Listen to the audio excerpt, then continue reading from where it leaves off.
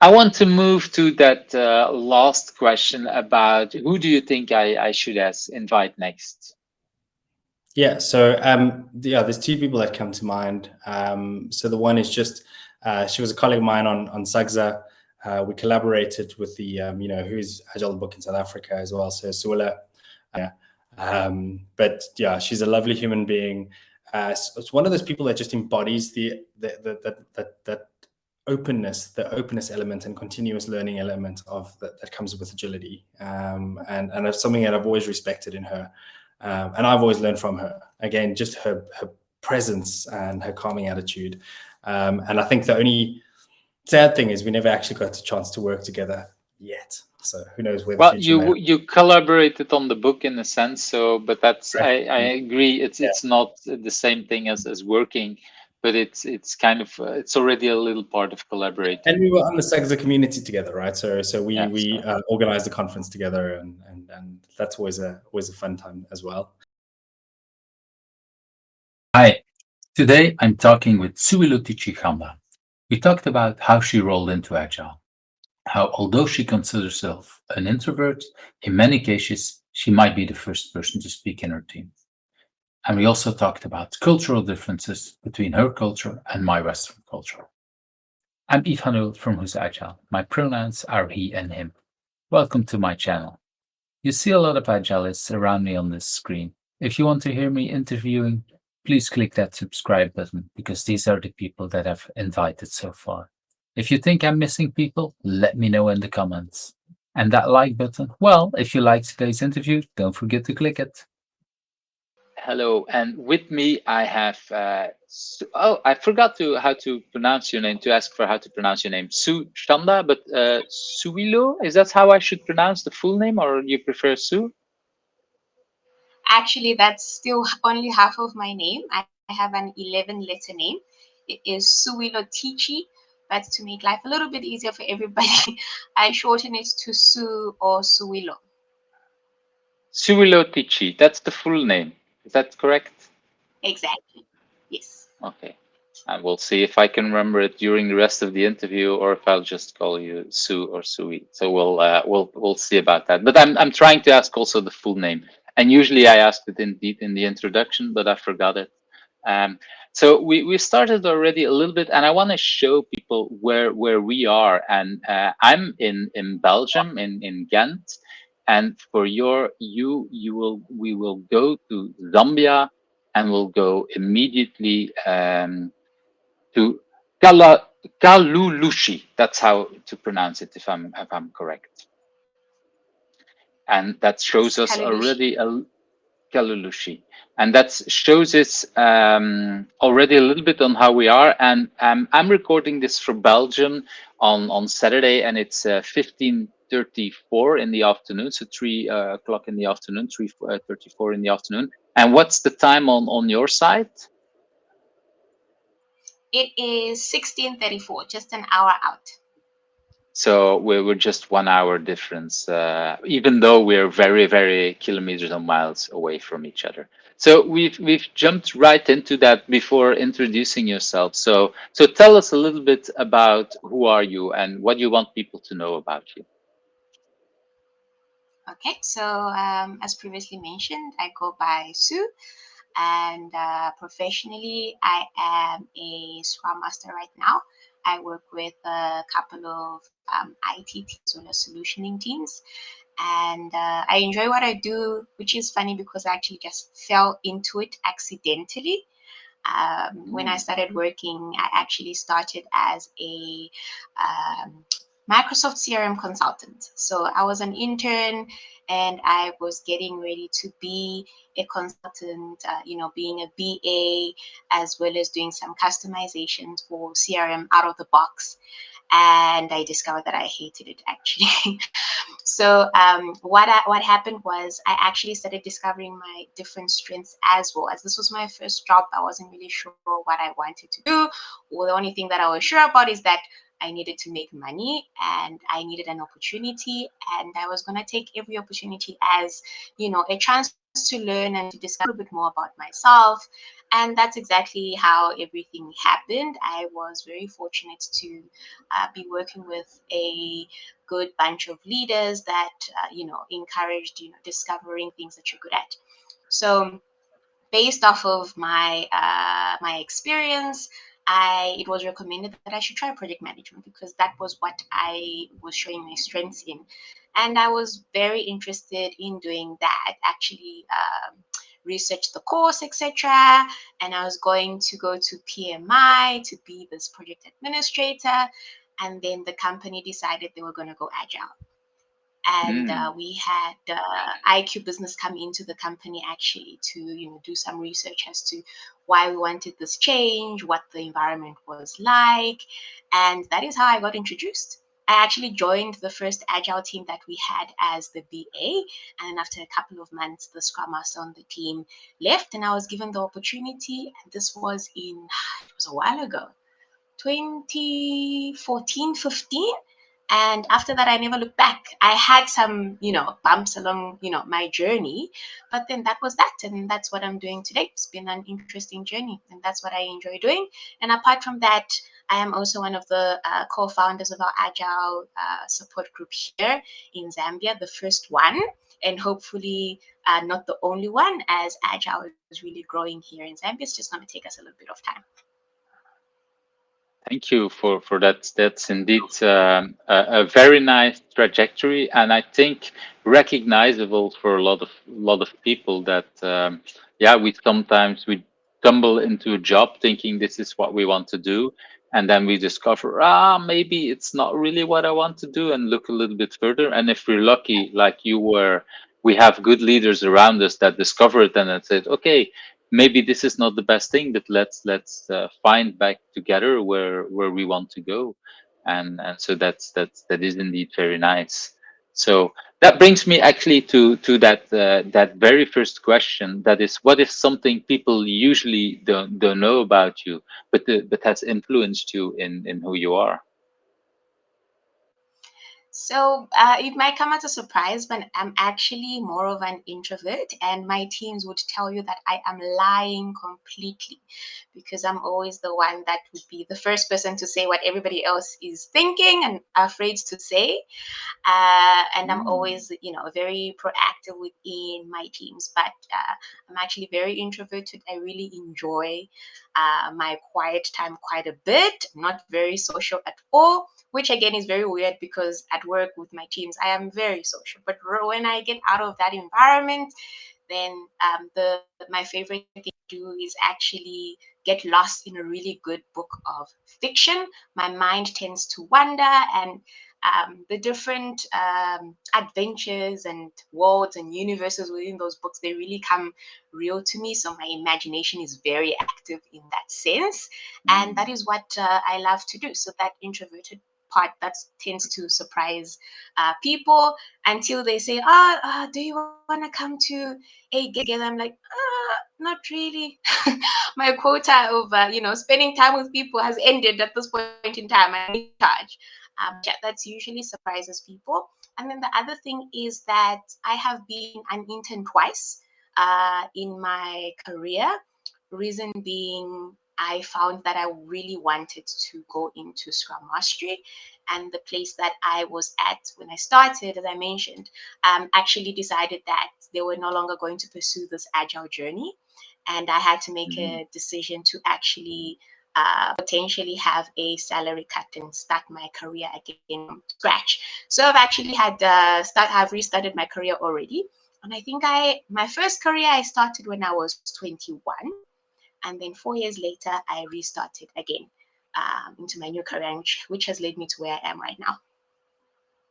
Wow, that takes a lot of guts if yeah, after just a couple of years of working to say, okay, I'll restart and I'll yeah, start all over again.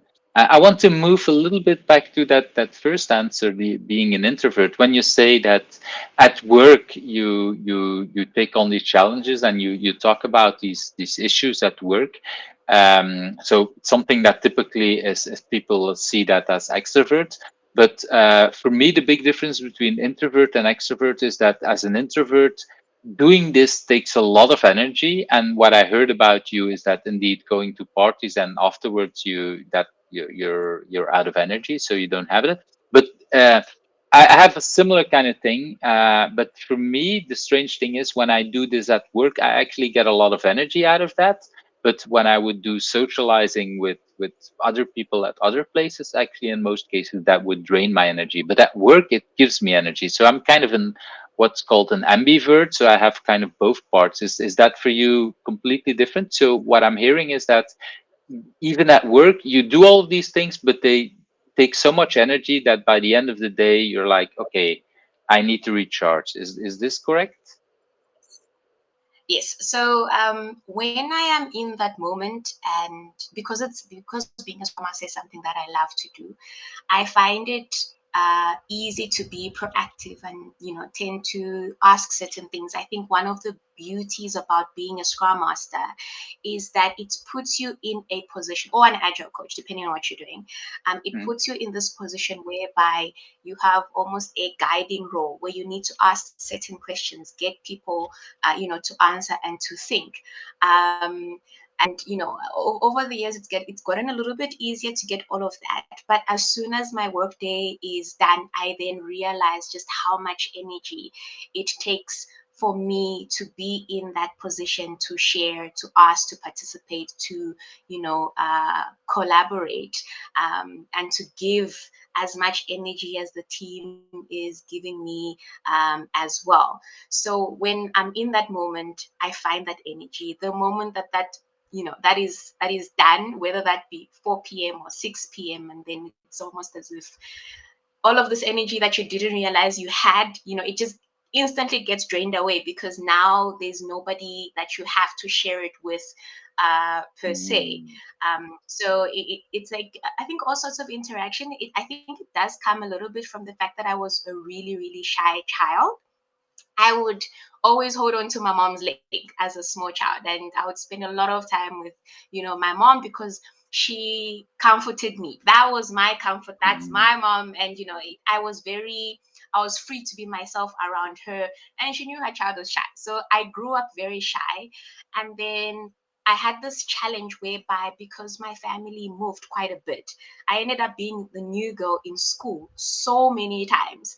So what happens in mm, that situation is that you have to find a way to overcome your own shyness, but it still remains very much a part of you. So I've always been shy, and I've always been, introverted, but I kept being the new girl. I was in a number of, I think, total about 7 schools before I went to university.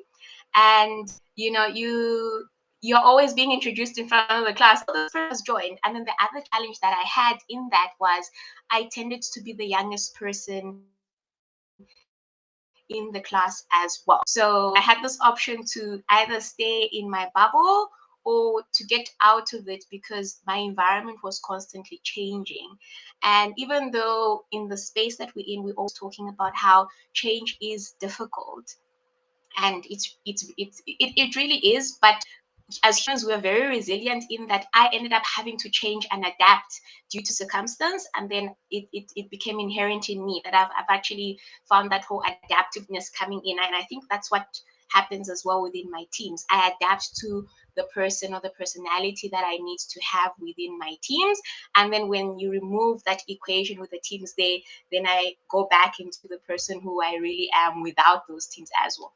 I describe it as having a split personality. Sometimes I tell my teams, what? Scrum Masters have split personalities. They are a personality within the team, but then they also add this other person when they get out of their teams at times. So that has been my experience. Just, finding different ways to not always stand out as the new person, even though I was. And then I just started blending in quite easily, and that's what what makes my life a little bit easier as well with my teams. When I join a new team, I find it relatively very easy to blend in because of my experience growing up. Wow, it's yeah. If I think about before university, well, I don't know how many years in school that is, but in Belgium that means about 12 years. So if you swapped 7 times school, that basically means every 2 years maximum that you had to swap and had to learn, yeah, make new friends. So I can Yes. imagine that this indeed becomes part of your of who you are. You call it a split personality, but at the same time, I think it's part of your yeah. It's somewhere. It gives you an extra. At the same time, the challenge, but at the same time also some. Yeah, you learn some skills that are very useful as a scrum master, I would say, because you learn indeed to adapt to new situations before you're ready. Because if you have to do this at age, well, before university, that's before 18, swapping 7 times, that's huge. And that brings you a lot of value that you can now use. I can imagine it was hard at that time, but now you can, yeah, take the benefits out of that, and learning how to deal and helping teams how to deal with new situations, because that's, yeah, you've learned it a little bit, for whatever reason that was, because that is indeed a very interesting answer. Let's move to that next question. You already talked a little bit about what you were doing before, but if you would not doing what you are doing now, what do you have any idea what else you could have become? Was there something else you were destined to be when you were little, or that you wanted to be? Well, I find that I've always liked to get into the minds and the psychology of people. Hmm. When I did my undergraduate degree, I actually ended up. I didn't know what I wanted to do. I first wanted to be a teacher, then I wanted to be something else. So then we settled on corporate communication. So I did my degree in corporate communications and minored in psychology. And I found that I loved psychology the most. It appealed to my personality. It caught my interest. So I think what would have happened was I would have probably ended up having some sort of communications job, either public relations, organizational communications, or something, which I would end up hating because of how draining that type of work could be. And then I'd finally still change my career and then go be a psychologist, because that's what I really wanted to do. And up to a couple of years ago, I was still doing some research as to potentially still pursuing psychology for study. Mm. And in a sense, if I hear the multiple roles that you were talking about, teacher, psychology, communication, Scrum Master is all of them, and none of them in a sense. It's a combination of a lot of that. You have to be the psychologist. It's not healthy to be a full psychologist of a team, because that's not the role. But sometimes it's good to understand a little bit of the psycho of people, on how to help people in a team. I wouldn't call it psychology. I know I will have Joseph Palrine on top of me if I would call it psychologist. But yeah, it helps to understand people. You're definitely teaching Yeah. people. So there's a lot there that is in there. And indeed, I can understand if you would be in some kind of doing some kind of communication, public communication, would get a lot of energy from you, especially if you, yeah, if you're an introvert. So I can imagine that might, Yes. well, end well or wrong is maybe the bad word, but yeah, it might be getting a lot of your energy. And yeah, if you do roles that take more energy than they bring, usually most people ended up being very sad, or not happy about that job, or burning out or whatever. So you probably made a wise choice to do some other things, and at the same time combining a lot of these passions. So that's indeed a very nice story, and unique in its own. I think many people have similar kind of things, but at the same time, what you're describing is rather unique, and in the sense of okay, the different paths that you went to. So it's very nice to share this here. I want to move to that third question. What do you consider your biggest challenge, at least the biggest challenge you want to share, and why is that a good thing for you? So one of the biggest challenges that I have is my own insecurities, right? So it is I find that I'm my worst critic. Many people will say that, and a lot of us have, imposter syndrome, etc. So that challenge to constantly manage, because it's not one thing of, I've overcome my insecurity. No, for me, I'm always questioning, especially when you're dealing with a lot of people. Was that the right decision? Was that the right Mm, question to ask? Did you handle this person carefully? As much as being a scrum master is not a psychologist, as a scrum master, you deal with a lot of psychologies all the mhm, time, constantly. The teams have, different ways of doing things. There's individuals that you have to deal with. There's personalities that you have to deal with, and sometimes there's always that thing of, and I find it quite often. There's that thing of, I need to read more, or I find that this person would have done it a little bit better. And there's always more that is there from an agile perspective. The way that things are done, the way that things are constantly evolving, the way that there's different expertise. And then you start asking yourself, am I really suited? Am I educated enough? Do I know enough about this? Do is this way of thinking correct?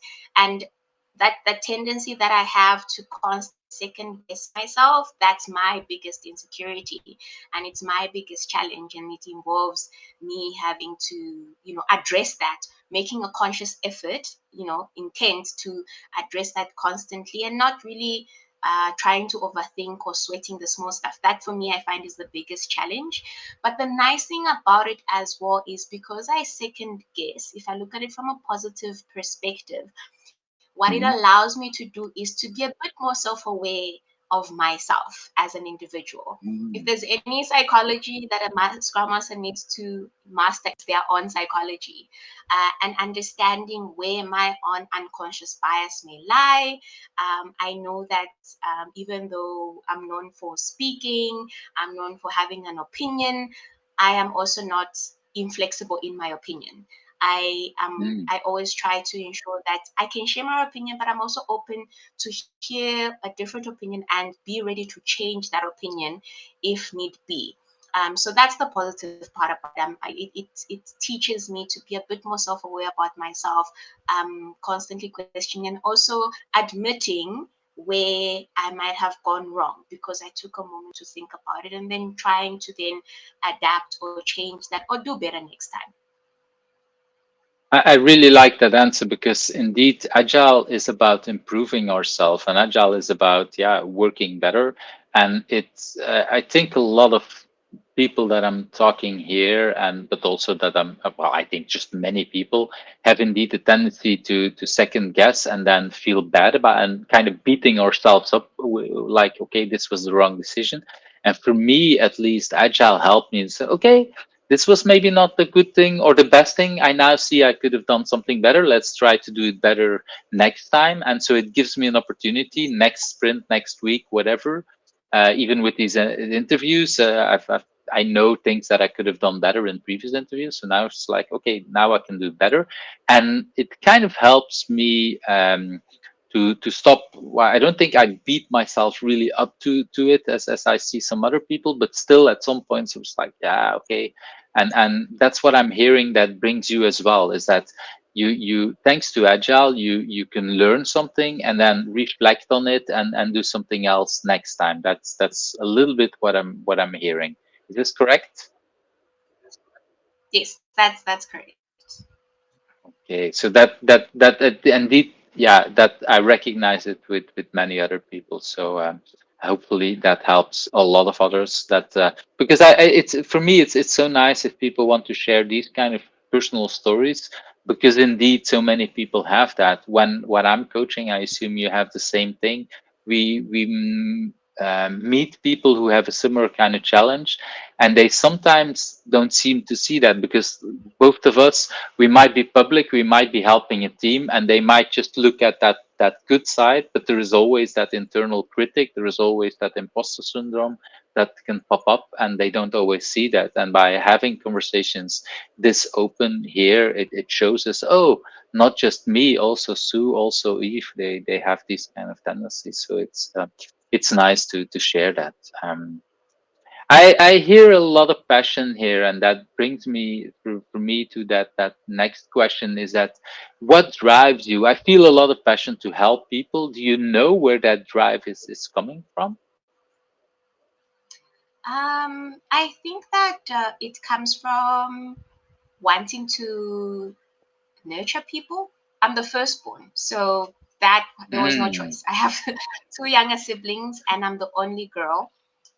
So I think that that if when you have younger siblings, you already have that little bit of responsibility to set the example already, and I do have this tendency of wanting to take care of people as well. But I think what drives me the most is my family. If I think of most of the goals that I have set, I wouldn't call it exactly. I just decided this is the goal that I want to achieve. What mhm. usually would happen is my goal would arise out of a need that my family had at that time, and I think that's Just what for drove me clarity, forward. when you talk about family, you talk about your family origin, or you talk about your current family, or just to make sure that I understand that. Okay, so I am newly married. So for the longest Hmm. time, it was the five of us. That Hmm. is my parents and my two brothers. So we grew up as a nuclear family together like that. And as the firstborn, I had the responsibility to sort of set the example. I had the challenge to finish school as soon as possible in order to assist my family, but it's also the way Mm. that we have grown up generally. So, um, so in my family, well, my extended family. So now this goes to my grandparents, aunts, and uncles. The culture that they've had for the longest time, even on now my husband's side, is that our parents, by the time they were getting married, they actually started looking after their siblings. So on in my Mm. father's case, he was the first of 11 kids. So and then Wow. ended up helping looking after seven of those with my mom when they got married. Then on my husband's side as well, I think it would be, and I might be lying because the numbers always confuse me. On his mom's side, I think they're about 11, and then on his father's side, between 7 and 9. Can't remember exactly. But with them as well, when they got married, they were living with half their siblings, and they had to help raise them. So that's the sort of culture that I've grown up with. On both sides of the family, whereby the expectation is, as the firstborn, you do have to take responsibility and help pave the way for the younger siblings that come after you. And also because we have always been sort of like there's it's not that our parents are running businesses and then they equip us. It's always been the next generation who's up their siblings and helps up in that and helps them come up, get to the next level. And that's exactly how it was in my situation as well. My family put together to make sure that I could go to university, and it was definitely a situation whereby as soon as I finished and I started working, I then started pulling my younger brother as well so that he could go to university. So that means from a financial perspective, I started doing that as well. And then from his perspective, we have a younger brother as well. So that's the type of culture that we've grown up with in terms of Mhm. wanting to help each other, in order for us to be to grow and excel and be well. So I think that's internalized in us to look after people, and I think it does play a big role in who we end up being in the office space as well, because it's something that we are used to. It's something that we've grown up with quite a bit, growing up with our parents, siblings as well, because that's the situation that they were in as well. So wanting to ensure that my family is in a better place, that drove me quite a bit. I think the first, I would say, personal growth decision that I made was when I decided to restart my career because I hated what I was doing at that time. And I was only able to make that switch because my younger brother was now doing better financially. So if something happened, he would be able to sort of like cushion the family just a little bit as well. So yeah, at the end of the day, it's my family. And now that I'm married, it's now, an even bigger family. added to that as well. So thank you very much for sharing because it shows a big difference in culture. I think, well, I have a tendency to say Western culture, but I'll just talk about in Belgium. I think for us, we indeed, we when we talk about family, we usually talk about our own family. So in my case, that would be my partner and our two children, and so we take care of our children, and we're not so much take care of our siblings. I think that's a completely different culture. And of course, if my sister or my brother have a problem, I'd help them out. But there is no culture of helping at financial level with the parents. It's interesting because my son just moved to a different city, and he got some money from one of the grandparents that he immediately gave back to us because he said, "Oh, this is much more financial that I give it back." So it's a kind of the same thing that he's naturally doing that you're describing. And for both me and my partner, we're like, "Oh, we need to talk about it," because we didn't expect that. We didn't, yeah, want him to do that. So it's a completely different culture that we're living in. And I really love the way you bring it, because the way you bring it, you say, okay, I'm so much used to taking care of people around me. So not just, not just your children, but also your brothers, taking care of them. And then, okay, having that opportunity, your brother making so little bit of money, which makes it the possibility that you can change your jobs and things like that's really a completely different culture, but it also shows indeed how you are a natural kind of person to take care of others because you've grown into that culture. And that is sometimes, I think, something we miss in Western culture. We don't do it. We don't have that kind of culture. And some people, when we do these kind of things, it's looked like, okay, what are you doing? This is nice and it's extremely nice, but at the same time, it's like, no, it's much more natural in your culture. So I'm really glad you share that, because it feels much more that, well, um, I think a lot more people in Western culture can learn from that kind of culture of taking care of each other. And I do understand immediately when you are with a larger family with 11 that, yeah, you need to take care of it. And if I hear these numbers, it's a large family. And at the same time, it's for a lot of people in Western culture, they cannot even imagine it. My father also came out of a family of 17. So that was a huge family and is considered still a huge family in Belgium. But most people around his age would be in families of 5 and 7, and they would consider that large, where, yeah, it was also possible larger at that time. So I think there's a lot difference there in yeah, in how people are in different kind of cultures, and that we need to learn and respect much more from each other.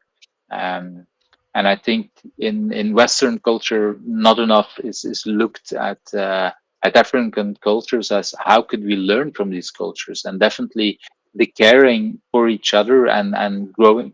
There is a, what is it, there is a proverb that says, okay, children are raised by not a city but by a village. That, I think it's an African Yes, it proverb, or takes at a least, village. yes. And so we could learn so much from that in Western culture. We don't, yeah, we don't look that enough at that. So this is, for me, one of the reasons to have these kind of conversations, to learn about some of these systems. So thank you for sharing. I want to move to that next question, and that is one that is sometimes hard for people. Is that, what is your biggest achievement? What are you most proud of? So basically, this is your moment to brag, or to yeah, to be very proud. And for many people, well, sometimes afterwards they say this was the hardest question. I don't know how it is for you, but yeah. It actually was the hardest question as well for myself. I was asking my husband, what's my biggest achievement? And he's like, he gave me a couple of things to think about. I was like, I don't feel like it's my biggest achievement. So I Mm, then concluded that my biggest achievement is being where I am today, because there were a lot of paths that I could have taken, but I didn't. And at that time, it felt like a missed opportunity. But when I look at where I am now, career wise, personally, from a self growth, perspective, Hmm. I can't imagine being anywhere else except where I am at the moment. And it's I think um finding ways to find contentment in what you have already achieved instead of focusing on the things yet to come. That's what makes it easier to see your small achievements, which actually end up adding to your big achievements as well. So I think for me, being where I am right now, that is my biggest achievement. I could have been somewhere completely different, um, to where I am at the moment, and I wouldn't have it any other way than I have right now. I mean, even this opportunity that I have to speak with you and to Hmm. share with others, I wouldn't have had this opportunity if I had taken a different path as well. So yeah, that is my final answer.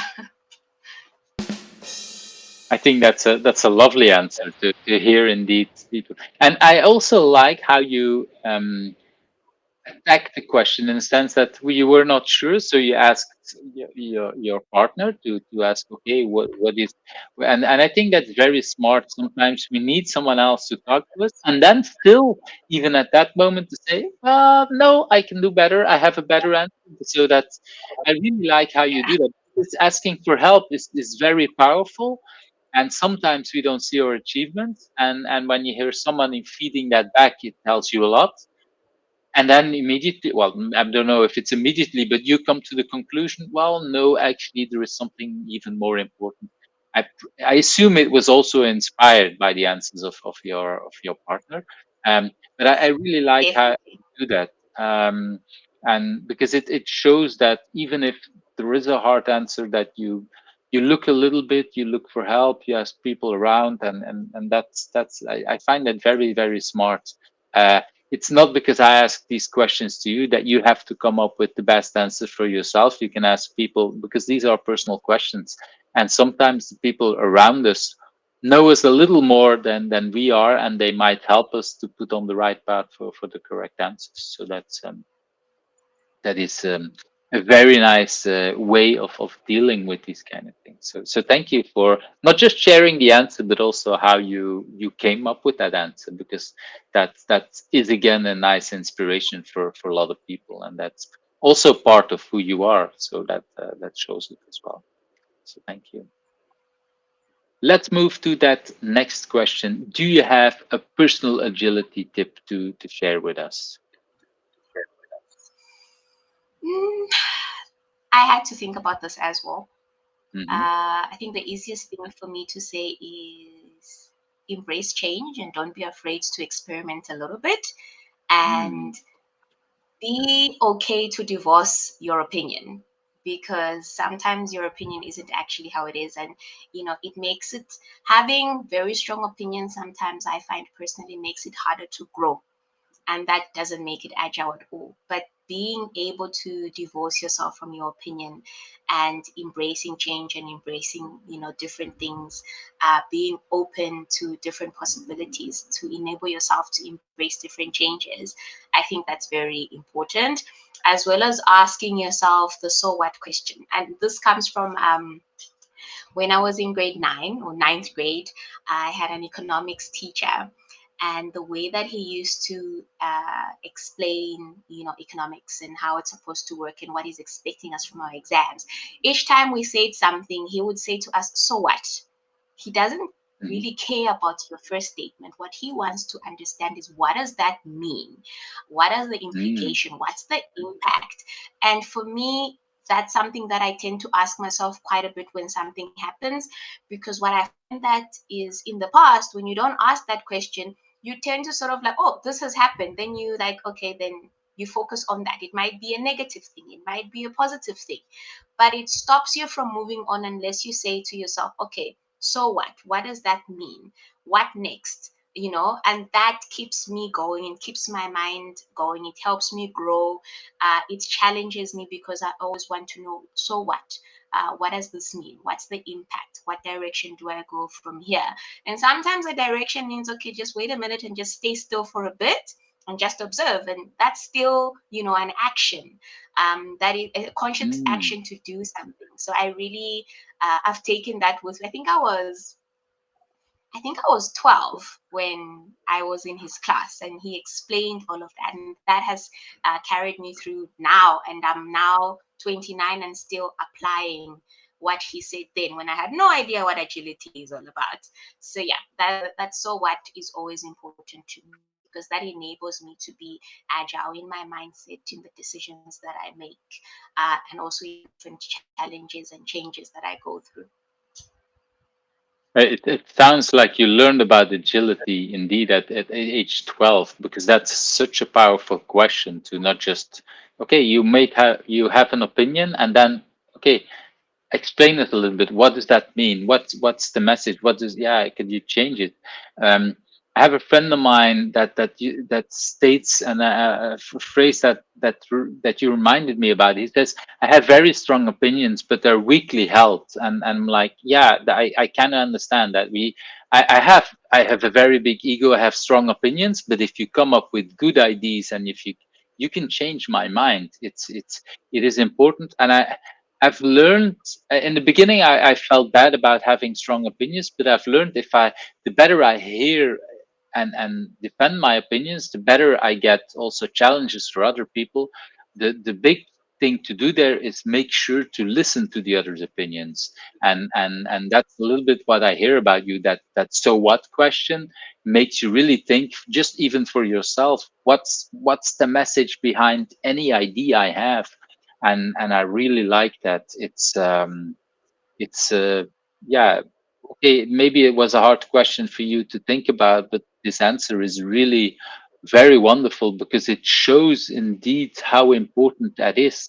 Agility at the core is that we can have an opinion, we can do something, we can want, and then look at the world and say, what does that mean? How should we react? And it could be different thinking, could be different actions. Um, and that sub answer that you gave in the middle, the fact that you say, okay, maybe the answer or the action is waiting and giving it time and reflect, that is indeed a very powerful action, and it is hard. It's yeah, it is hard to sometimes just, okay, wait a minute, relax, let's see what happens, what's there. uh we live in a world, and maybe I don't know if it's Western, if it's the current world, but we live in a world where it seems that every action should be driven, and we should be very and active. And no, sometimes action is watching the world and observing. That is also an action. It doesn't mean ignoring. It's for me one of the most powerful things as a facilitator. Just sit in the corner, observe what's happening, and let people play out whatever they're doing. And then later I can give feedback and I can ask questions. And it was so hard for me in the beginning to learn that was actually doing something. It felt like, and I've got remarks of it. Yeah, you're just sitting there in the corner and writing. What you're doing, you ignore us. No, I'm actually working, and watching what's happening. So thank you for reminding me about that, because it's indeed watching what happens in the world and just taking a step back is indeed a powerful action.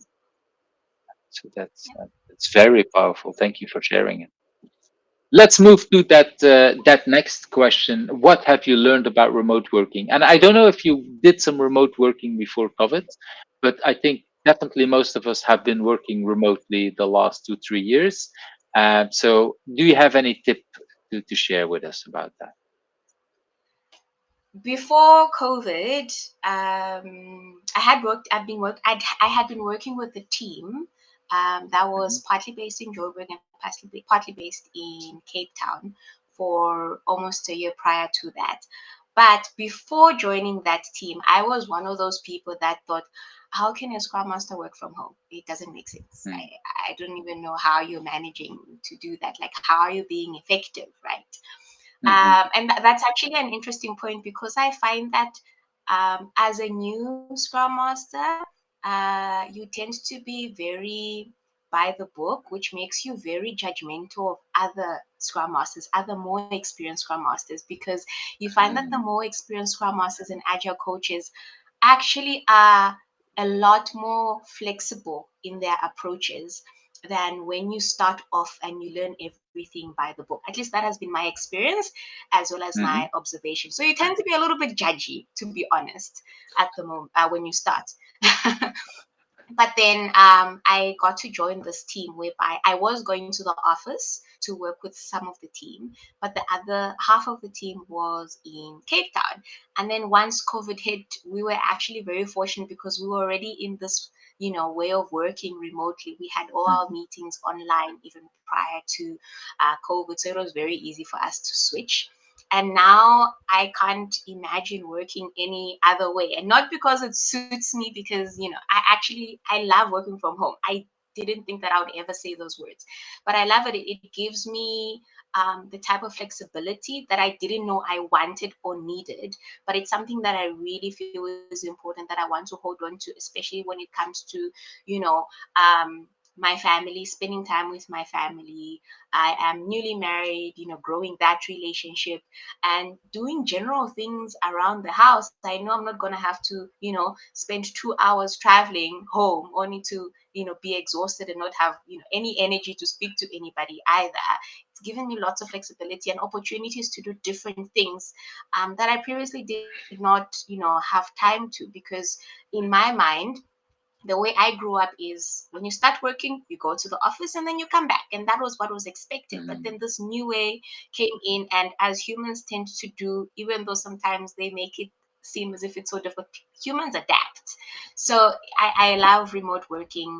The one thing that I can say about remote working is that it requires discipline as well. And not just discipline to, when I say discipline, I don't mean discipline to ensure that you do your work when you need to. For me, it's now discipline to stop work when you need to. I have always been this workaholic, and all of a sudden, when it first happened, you end up spending 10, 12, 14 hours working, and then you just sleep, wake up, eat, continue. And, that whole workaholic system was, ingrained in me, and it tends to be what I naturally do, because when I start something, I want to finish it, because if I leave it, I'll be lazy to continue next time, right? But the discipline that is required for you to stop work at a certain time in order to actually live life outside of the office, I found that that has been the most difficult thing that I've found, trying to get that balance right and saying, okay, you know what, from this time, I'm now just going to focus on my family and spending time with people. And it's not easy. My brother and I have this problem. Um, in the team, one of the developers was saying, "Oh, my sister's coming, so I want to take leave." And I say to him, when my brother and I take leave, we go to each other's houses and bring our laptops so we can continue working, because we are workaholics. That's just who we are. So that discipline that is required for you to, put a line in the sand for yourself in order to spend time outside of work with your family and not disconnect. That has been the biggest challenge. But I love remote working. That's what I can say. But yeah, I so love your answer in the sense that when you look at work and we look at companies, sometimes managers that don't understand how it's working, if you've asked me, they say, well, when people are at home, they're lazy and they're not working. Where actually most people that I talk to are the opposite, are like what you say. It's very hard to switch off, and because we're so much like, oh, and it's partially the workaholic part that you talk about. I recognize that with a lot of people, but it's also partially like, okay, it's we win time because indeed we went 2 hours, so we want to give it back a little bit, and we need to look back at, okay, what's the right balance, what is something that is working for us, that is working for us, and I feel like, okay, maybe during the day something's happening, whatever. I have to pay attention to that and then go back to the work and find that balance and not feel bad about it. It's yeah, and there will probably be people that when they're at home that they need to learn about the discipline from working from home, because that's definitely is hard for some people. But I see a lot of other people, and I would even tend to think most of it, or at least most people that I see around me in the agile world, we have so much. The other thing is like, okay, how do we stop working? How do we do it? I have people that told me about a fake commute. So before work, they would go a walk around the block, and after work, a walk around the block to just make the physical thing like, okay, I'm now stopping. I know other people that said, okay, I give the keys to my office to my spouse, to my partner, because that's keeps me from work. With laptops, it's tempting. Then I just take my laptop to the kitchen and then and I keep working. So that doesn't help. But there is so much there that I recognize, and I think, and so thank you very much for bringing that up. Is that find the discipline to also stop working and make that balance. I think it's really important. I think many people have to hear this. Um, that this is and so much overlooked by many people, that indeed, if you want to be healthy at working remotely, you need to find that balance. You need to be able to find it, and yeah, it's and so it's nice that you actually, in a sense, you learned this from your that colleague at work that says, okay, I need to go visit my sister, or my sister is visiting me. Well, maybe there is a moment to say, okay, let's take that time. And I think that balance, what you so much talk about, is so important. So thank you very, very much for sharing that, because it's such a strong message. Let's move to a book you have read. Is there what book you want to share us about? So I'm not finished actually. I have been reading a survival guide for women in IT That's the one, by right? From Anna. Anna. Yes, yes, that's the one. And it was actually recommended by a lady called Mayase. She is an agile coach in Australia. Um, another wonderful lady of color doing amazing things in Australia.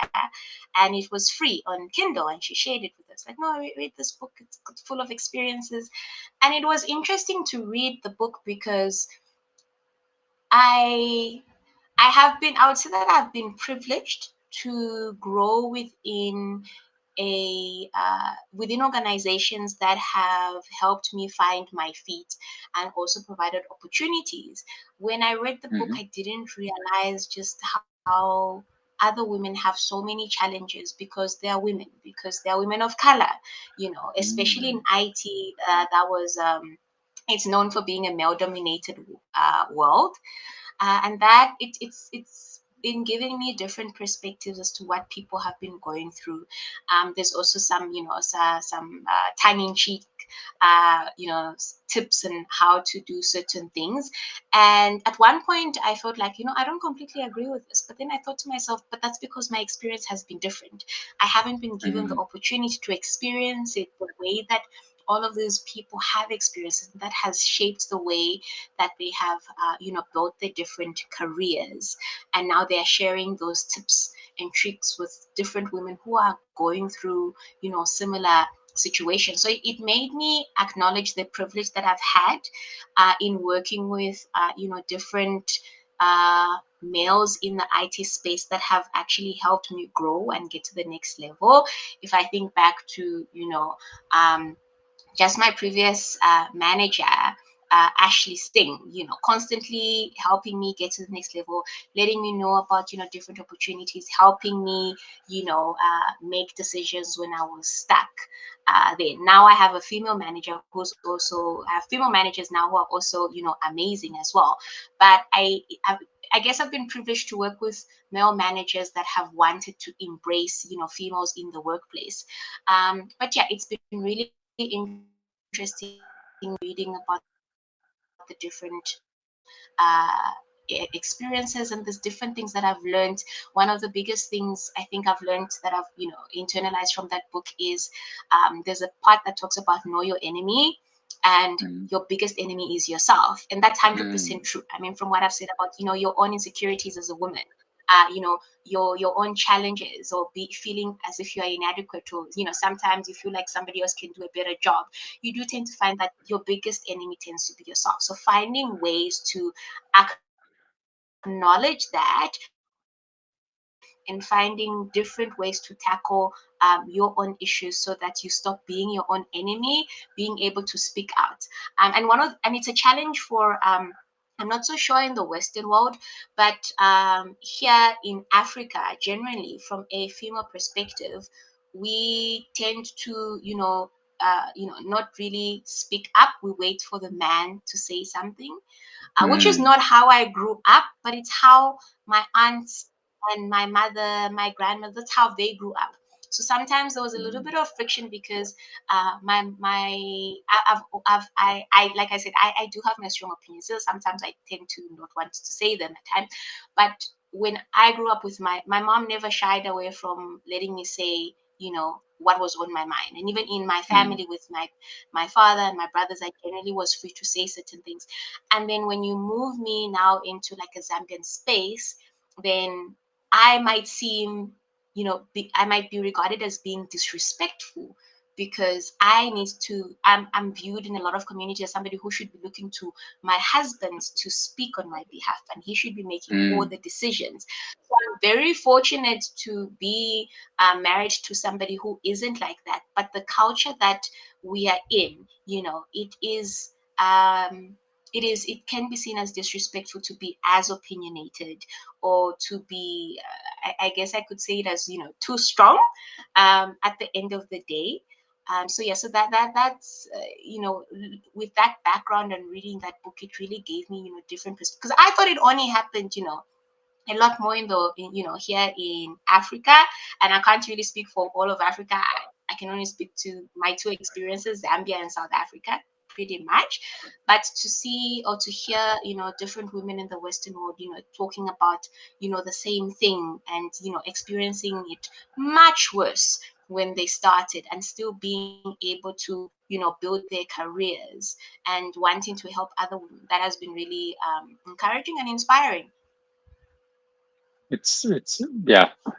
It's wonderful that you share it. I think indeed it's a book that can help many women and men, I would say, also to understand a little bit. Like you say, you didn't experience it yourself, but reading the book, you start to understand what happens to these. So it's definitely a book I'll put on my pile to read as well, because it's for me. Yeah, I'm even more privileged than you are, being uh, a white male, so that definitely gives me other opportunities that I didn't see these kind of problems. But I'm hearing it everywhere. I think it's, well, I don't know if it's the same, but it's similar, definitely for women, even in Belgium and in other countries that I know of.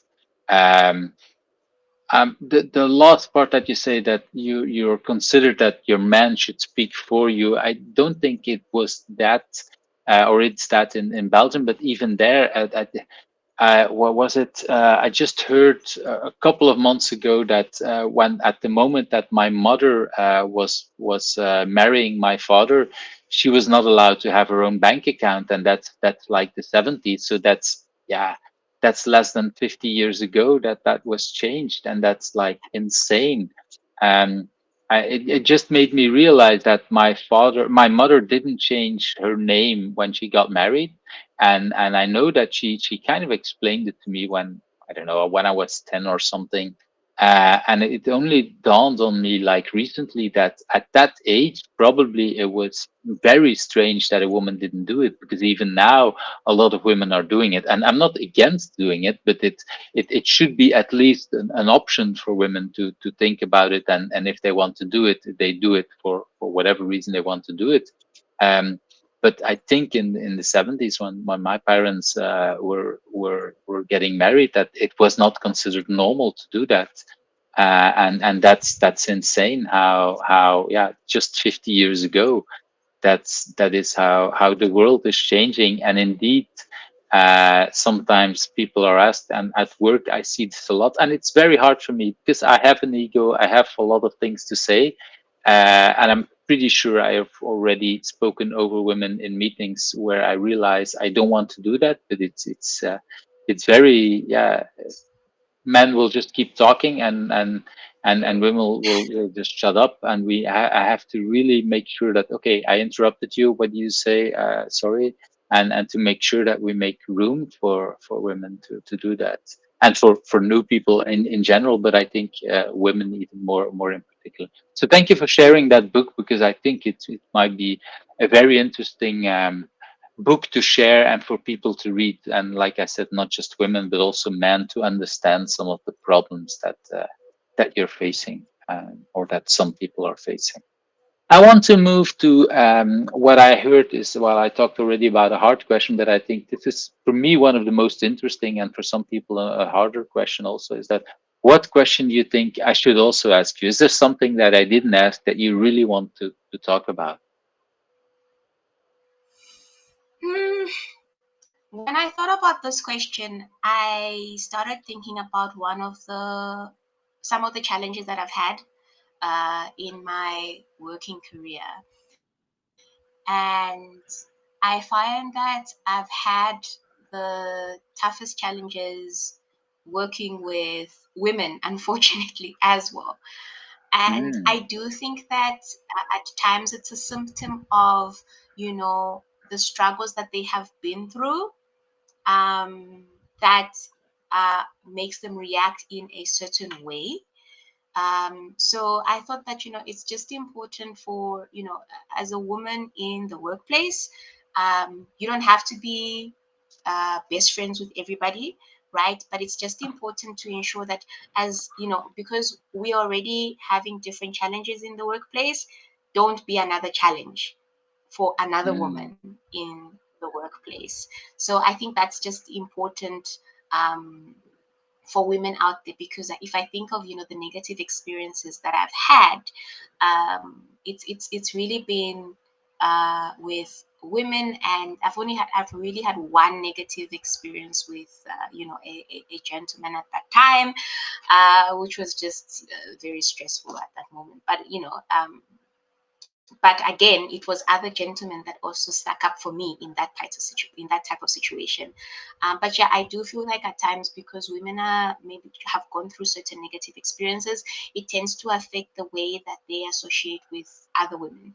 So for me, it's a constant reminder that, when I am dealing with different women in the workplace, I should be aware of the challenges that they go through and try and ensure that I am not an additional challenge in their situation.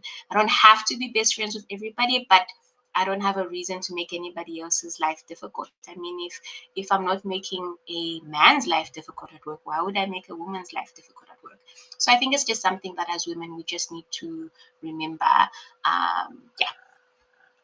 I really like. Well, there's two parts of that answer. All of your answers are so much layered. So I really love it. It's like, yeah, definitely we don't have to be best friends at work. I think that might actually be sometimes an issue if you try. Well, being best friends with everyone is generally a problem, because then usually you kind of ignore yourself. That's what I see happening when people try to be best friends with everyone.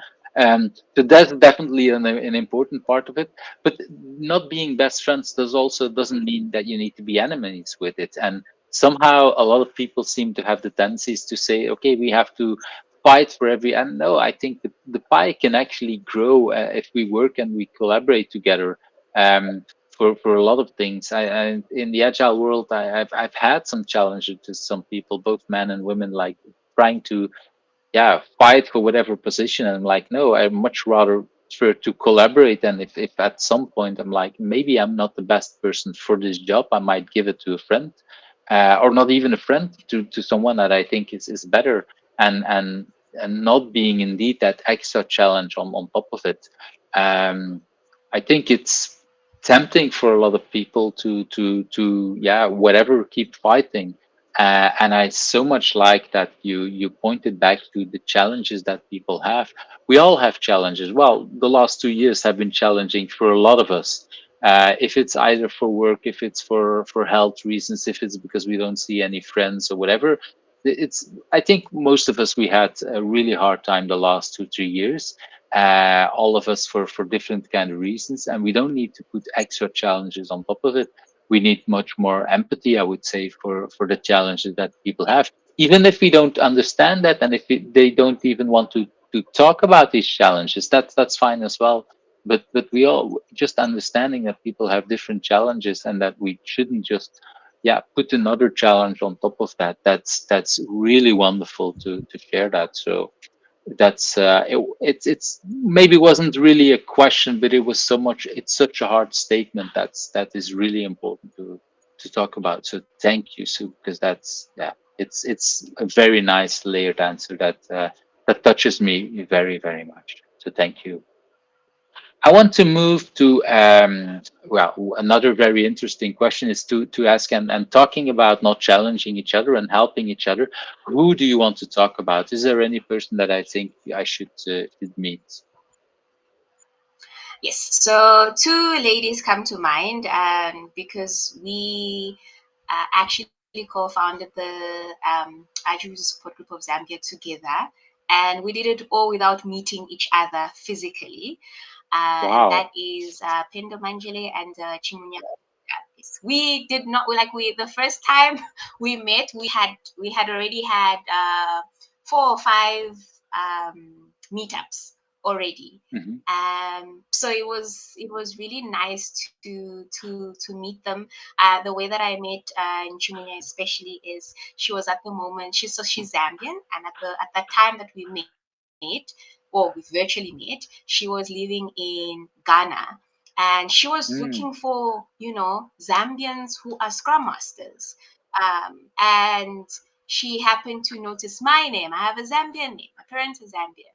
And she reached out to me. I'm like, we were so excited to meet each other because we were both looking for Zambia Scrum Master, wanting to find, where is this community? Is it growing? What can we do to grow Mm. it? And that's how we met. And this was during the Agile Festival, and we kicked it off from there. And then we met up. Well, not met up. We talked a bunch of times, and we said, you know what? Let's start a community. And then I met Pendo also through the Agile Festival, but she Just connected to with make me sure, through Rufus. And the Agile Festival, is that the one that Deepti Jain organized? Is that the one, or is it a different one? no, it's the different one. Was it Agile Festival 2020, the one that went for a whole month to celebrate the Yeah, 20th anniversary of the Agile. yes, that Yes, one. Okay, yes, that's the yes. one. Yes, so that's how the three of us connected, and a couple of years down the line, we said let's start a community, and that's exactly what we talked about. What year are we in? 2022. It was last year, December. We were talked about it. January we started organizing, and February we had our first event, and having never met each other in person, we continued like that. Then eventually I ended up meeting Pendo because we were in the same country at the same time. I think it was in June or July. I'm not quite sure about the date. And then Chumunya we still haven't met because she ended up having to move to the US, but we still, host the meetups, and we hosted. Let me see, there's 12 months in a year, so we hosted about 9 or 10 meetups, and then we're looking forward to planning for next year as well. Just trying to build this community from where we are. So yeah, those are the two ladies that I'd recommend.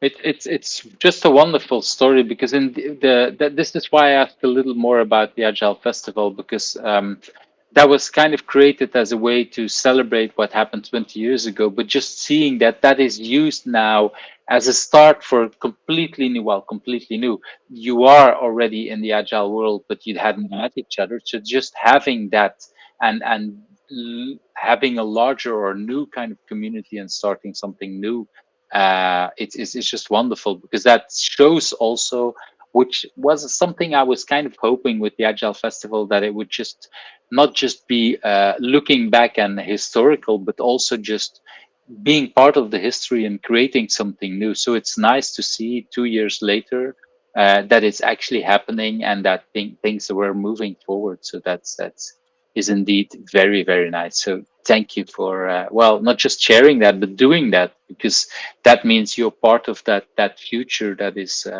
because that's for me is what it really is for me with who's agile.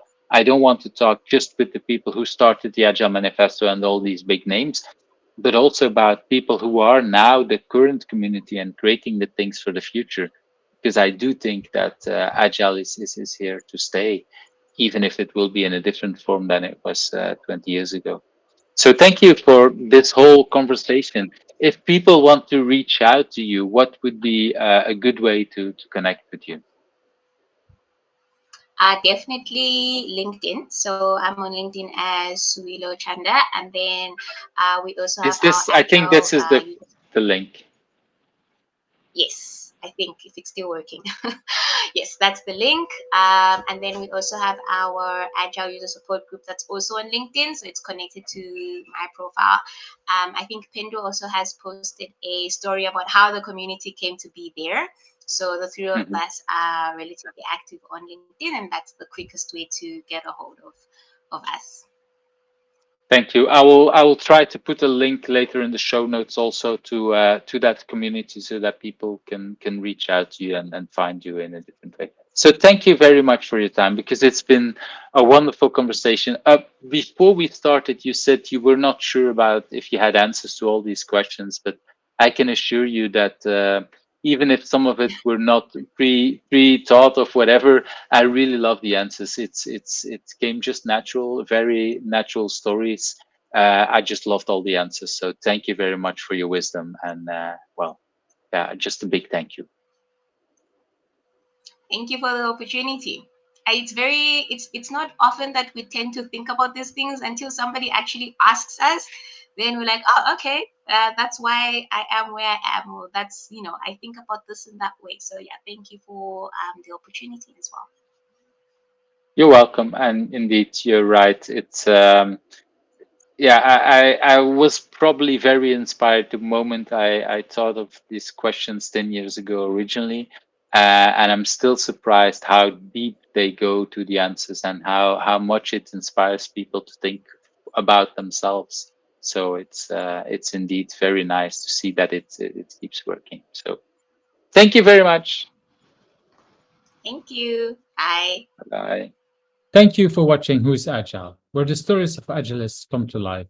I hope you liked today's interview. Subscribe if you're not subscribed and want to get to know other agilists.